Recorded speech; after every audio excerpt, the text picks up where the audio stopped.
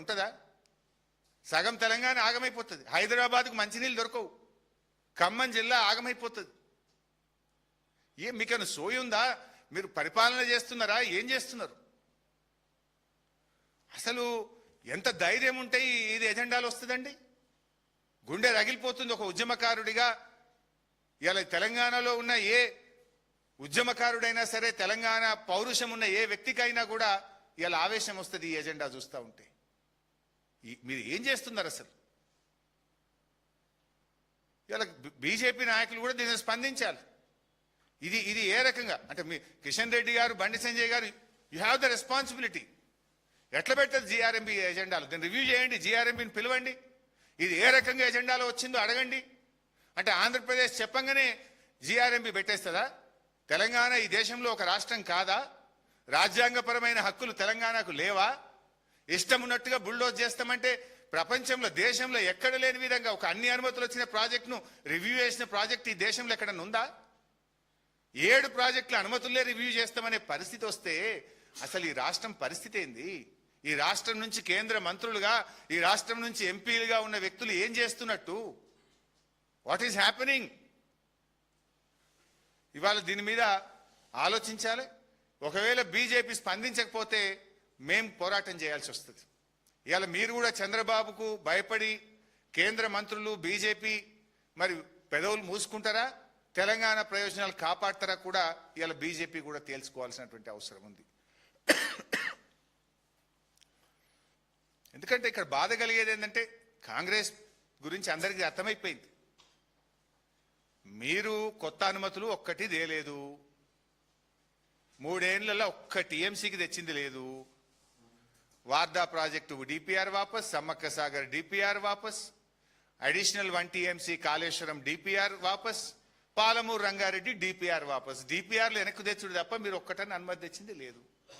మేము ఆ రోజు కష్టపడి శక్తియుక్తులను ఉపయోగించి ఎంతో జాగ్రత్తగా 383 టీఎంసీలు ఒక గోదావరిలో మేము అనుమతులు తెచ్చాం.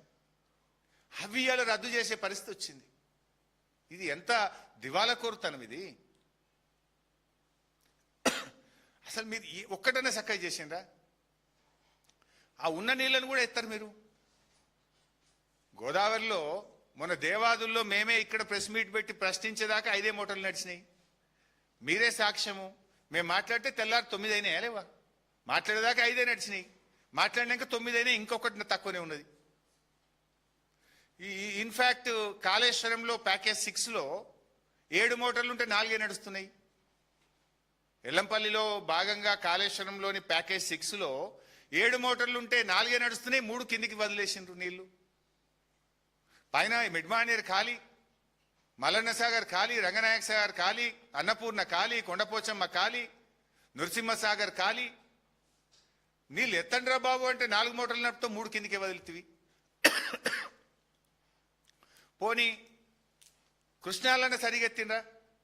తెలంగాణ రాష్ట్ర ఏర్పాటు తర్వాత అతి తక్కువ నీటి వినియోగం ఎప్పుడు జరిగింది అంటే పోయిన 2 సంవత్సరాల్లో రేవంత్ రెడ్డి పాలనలో. మన రాష్ట్రానికి తాత్కాలిక కేటాయింపుగా 34% ఉంటే అది కూడా వాడలేదు, 28% వాడుతుండ్రు. Ever lowest utilization in river Krishna in this Congress 2 years rule. అంటే కాంగ్రెస్ పాలనలో కృష్ణానది జలాలు సరిగా వాడరు, గోదావరి జలాలు సరిగా ఉన్న సిస్టమ్ను ఎత్తిపోయారు. అన్లెస్ బీఆర్ఎస్ పోరాడితే తప్ప దేవాదుల మోటార్లు అనగావు, కాళేశ్వరం మోటార్లు అంతకంటే అనగావు. పోనీ తెచ్చిన ప్రాజెక్టుల అనుమతులు కూడా పోయే పరిస్థితి, అంటే ఉన్న గోషి కూడా పోయేటట్టు ఉందిగా. కొత్తదేం లేదు. సాధించి పెట్టిన అనుమతులు, తెచ్చిపెట్టిన క్లియరెన్సులు కూడా రద్దు చేసే కాడికి వచ్చిందంటే ఈ రాష్ట్రం ఏమైపోతుంది అనేటువంటి ఒక ఆందోళన, ఒక ఆవేదనతో మేము మాట్లాడవలసినటువంటి వస్తుంది.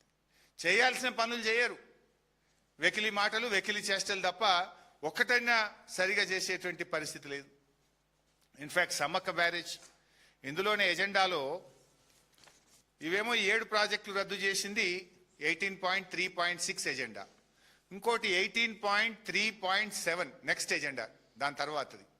దీంట్లో ఏమంటారు, సమ్మక్క బ్యారేజ్కు ఎట్టి పరిస్థితుల్లో అనుమతులు ఇవ్వద్దు, ఇది రద్దు చేయాల్సిందే అని. ఇందులో ఇంకేమంటారు కింద లాస్ట్కు, దీంట్లోనే Granting clearance to Samakka Sagar project in this situation would be a direct violation of GWDT award and would cause negative impact on the Polavaram irrigation project and Godavari Delta system, Dhavaleshwaram, and results in huge deficit flows to the downstream projects in the territory of Andhra Pradesh. Samakka Sagar ku అనుమతి ఇయ్యొద్దు, అనుమతిస్తే మా పోలవరంకు నీళ్లు తక్కువైతాయి, మా Godavari delta సిస్టమ్కు నీళ్లు తక్కువైతాయి అని వాళ్ళు Andhra Pradesh బెట్టుడు GRMB ఎజెండాలో ప్రతిపాదించు.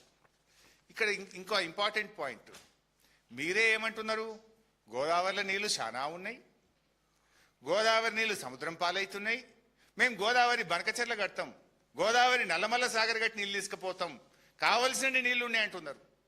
అంటే మీ కోటాకు మించిన నీళ్లతోని గోదావరి నల్లమల్ల సాగర్ కడతామంటారు.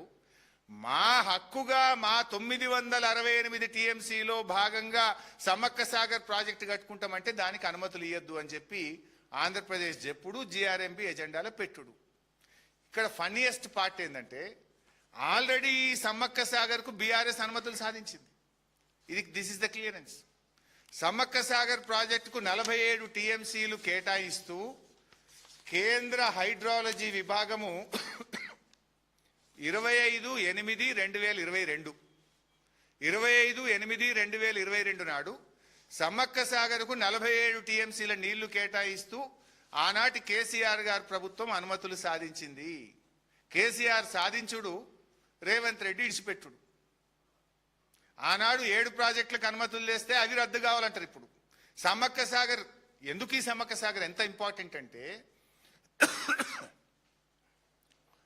ఎస్ఆర్ఎస్పి స్టేజ్ 2 ఆయకట్టుకు నీళ్ళు వస్తలేవు. మా దాయకరణ కాన్ఫరెన్స్ అనలే ఉంటుంది, మహబూబాద్ అనలే ఉంటుంది, మహబూబాద్ కూడా అనలే ఉంటుంది, డోర్నకల్ కూడా అందులోనే ఉంటుంది. ఎస్ఆర్ఎస్పి స్టేజ్ 2 4 లక్షల ఎకరాలు. ఎస్ఆర్ఎస్పి ప్రాజెక్ట్ కట్టిన తర్వాత దాని ఇన్ఫ్లోస్ తగ్గినాయి, స్టేజ్ 2 ఆయకట్టుకు నీళ్లు రావడం లేదు. అందుకోసం 4 లక్షల ఎకరాల ఎస్ఆర్ఎస్పి ఆయకట్టుకు సమ్మక్క సాగర్ నుంచి వాడుకుంటాము. అదేవిధంగా రామప్ప పాకాల 40,000 ఎకరాలు, గ్యాప్ ఆయకట్టిన్ ములుగు నియోజకవర్గము, అదేవిధంగా drinking water for Warangal district అని 47 టీఎంసీలు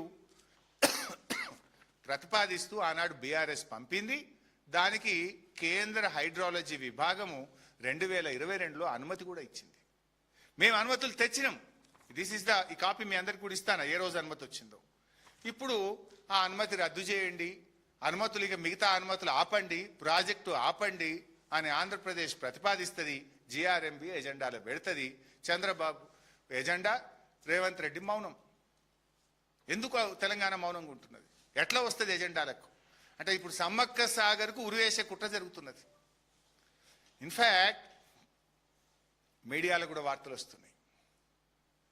3 ముఖ్యమంత్రులు కర్ణాటకలో కలిసిన తర్వాత సమ్మక్క సాగర్ ప్రాజెక్టును ఆంధ్రప్రదేశ్ వదులుకోమన్నదని, దానికి మన రాష్ట్ర ప్రభుత్వం ఒప్పుకున్నది అనేటువంటి వార్తలు మీడియాలో వస్తూ ఉన్నాయి.